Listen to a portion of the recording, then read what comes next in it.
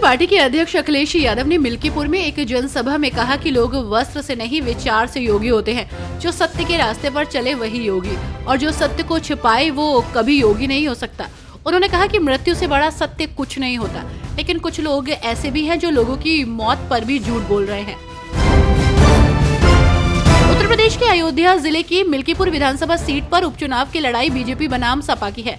दलित सुरक्षित मिल्कीपुर सीट पर सपा के अवधेश प्रसाद के बेटे अजीत प्रसाद चुनाव लड़ रहे हैं, जबकि बीजेपी से चंद्रभान पासवान मैदान में है। मिल्कीपुर में 17 साल पहले भी एक सांसद के बेटे की किस्मत उपचुनाव में दांव पर लगी थी और फिर से वैसा ही संयोग बन गया है। महाराष्ट्र के उप मुख्यमंत्री अजीत पवार ने कहा, राज्य सरकार इस क्षेत्र में एआई के इस्तेमाल पर विचार कर रही है। उन्होंने कहा कि कृषि क्षेत्र में उत्पादकता बढ़ाने और किसानों की लागत कम करने के लिए प्रायोगिक आधार पर इसका इस्तेमाल कर सकते हैं, लेकिन ये परिवर्तन किसानों के लिए आर्थिक रूप से व्यवहारिक होना चाहिए। दिल्ली विधानसभा चुनाव के आखिरी दिन केंद्रीय रक्षा मंत्री राजनाथ सिंह ने बीजेपी उम्मीदवार के पक्ष में एक रोड शो किया। इस दौरान उन्होंने दावा किया कि इस बार दिल्ली में बीजेपी की सरकार बहुमत के साथ आ रही है।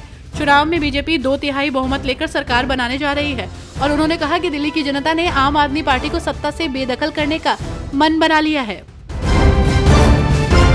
राष्ट्रपति के अभिभाषण पर धन्यवाद प्रस्ताव पर राज्यसभा में चर्चा के दौरान कांग्रेस अध्यक्ष मल्लिकार्जुन खड़गे बीजेपी सांसद नीरज शेखर पर गुस्सा गए।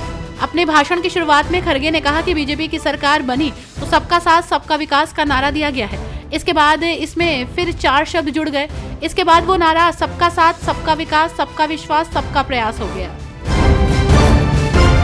राष्ट्रपति के अभिभाषण को लेकर धन्यवाद प्रस्ताव पर लोकसभा में चर्चा के दौरान कांग्रेस नेता राहुल गांधी ने प्रधानमंत्री नरेंद्र मोदी पर हमला बोला।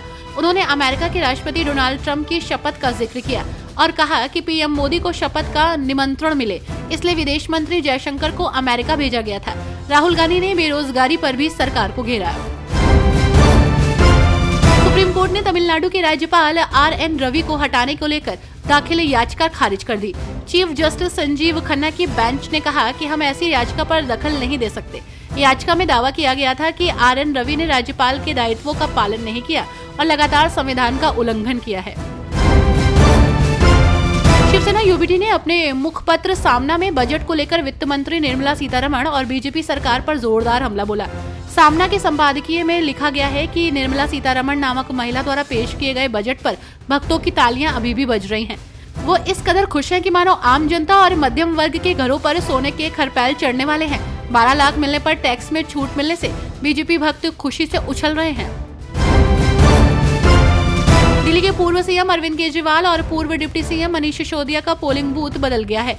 ऐसा इसलिए हुआ क्योंकि इन दोनों नेताओं के घर का पता बदल गया है। नई दिल्ली से आम उम्मीदवार अरविंद केजरीवाल और उनका परिवार श्रीमंत माधवराव सिंधिया मार्ग पर स्थित lady Irwin senior secondary school vote डालेगा। जंगपुरा से आप उम्मीदवार सिसोदिया भी यही वोट डालेंगे।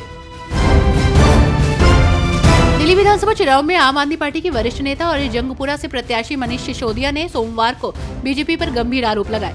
उन्होंने कहा कि दिल्ली की जनता अरविंद केजरीवाल को दोबारा मुख्यमंत्री बनाने का मन बना चुकी है, लेकिन बीजेपी अब भी अपनी गुंडागर्दी से बाज नहीं आ रही।